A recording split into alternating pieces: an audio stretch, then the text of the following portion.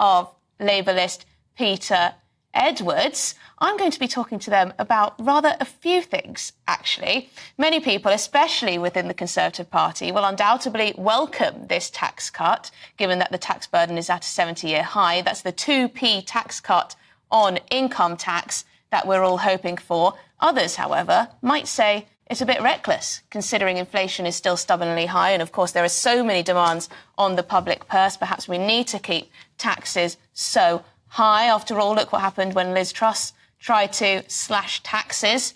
Well, it didn't go too well for her, did it? She was shown the door because of the efforts. And going into the next election, saying he has cut taxes on working people and will cut them further if he's re-elected, may increase his chances of a general election victory.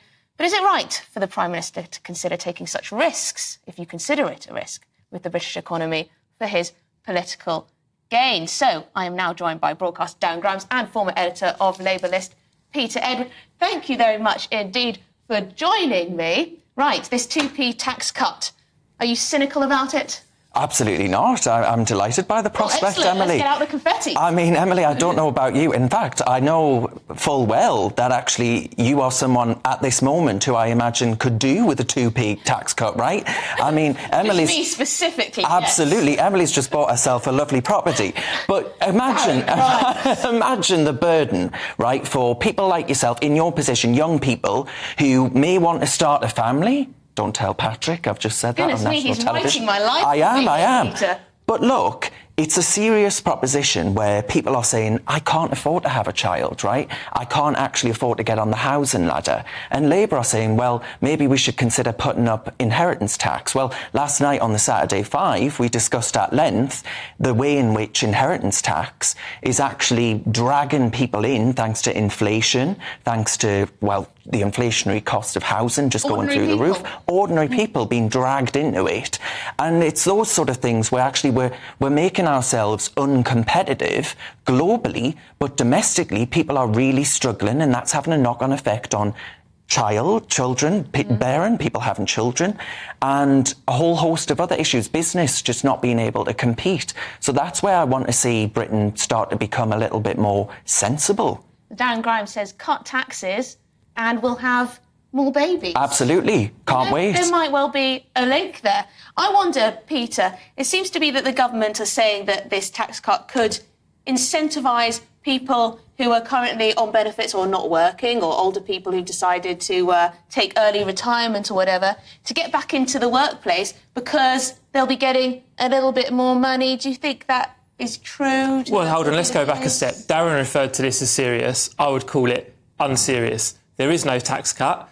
The Tories haven't even announced a pipe dream. They've briefed out a pipe dream that might happen in future. Rishi Sunak was Chancellor and raised taxes. I understand that's because of COVID. To be fair, Peter, we have known for a while that this is Rishi Sunak's aim is to cut income tax before the next election. It's probably not just this report, is it? The aim of every politician in the world to cut taxes. That's what I mean. It's a statement of the obvious. It's a pipe dream. Why is that happening? Because Rishi Sunak is under pressure from the Tory right, backbenchers in Parliament, people like John Redwood, who know that Brexit is not working for the economy and that he needs to do something to keep his own party on side. But Darren used the word serious. This is not serious at all.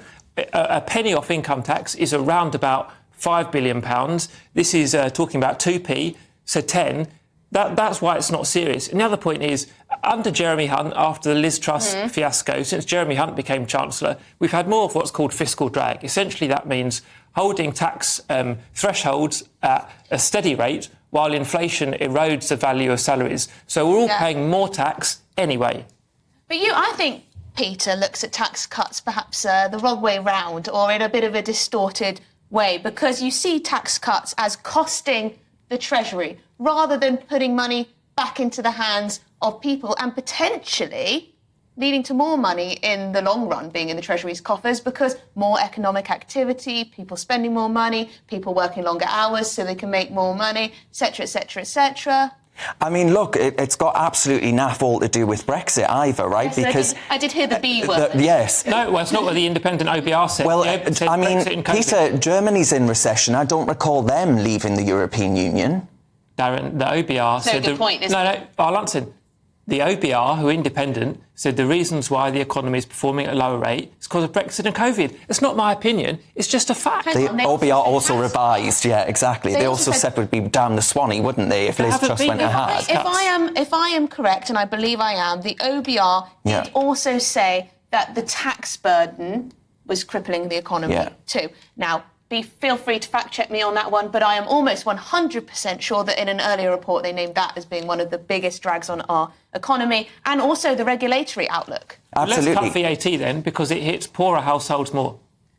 I'm not against cutting VAT. Well, I'm not against cutting taxes as a rule, to be honest. I think actually in this Brexit moment, we do have to be looking at ways in which we can make Britain more competitive, because I tell you what, Emily, unpopular as this may make me with the likes of Peter, but I think Liz Truss is going to write the longest I told you so in this nation's history. Now, I wonder if very quickly we can touch upon another story, which I believe you've both been briefed on, which is this net zero grocery tax. Apparently, there's going to be extra money put on retailers and manufacturers. They're going to have to pay for our recycling. And this is apparently going to cost us £140 on our shopping bills. Well, look, I mean, we're also hearing about how there's going to be a hydrogen tax on energy bills as well. I mean, Britain is just taxed up to its eyeballs. This is obscene. But it goes to the point of the whole green agenda, in my view. It's that those the well-heeled middle classes, they might be able to afford to have flights that are made expensive like you wouldn't believe. They may be able to afford food in supermarkets, but it's going to be the least well-off who can't afford to go on one measly holiday a year, can't afford to use their car, can't afford cheap food in supermarkets, and all of these other things. Well, the thing is, Darren, that a lot of people who support the net zero drive and will always say, oh no, net zero isn't costing us. It's cheaper than the alternative. Is that what you believe, Peter? I don't think it's that simple. Lots of good things cost more money. To go back 25 years, having a national minimum wage costs more money. £140 potentially on our shopping But you've got to let me finish the answer. So, the national minimum wage costs more money, but it was the right thing to do, and it was good for productivity, and it incentivised work in the long run, and it did not cripple Tesco or anyone else. We've got both main parties committed to net zero. It's going to happen, but I suspect for debates like this, we're probably going to miss a deadline of 2050. It's quite interesting what you say about the minimum wage, because I might think that actually it just gives businesses an excuse to just leave wages at that rate.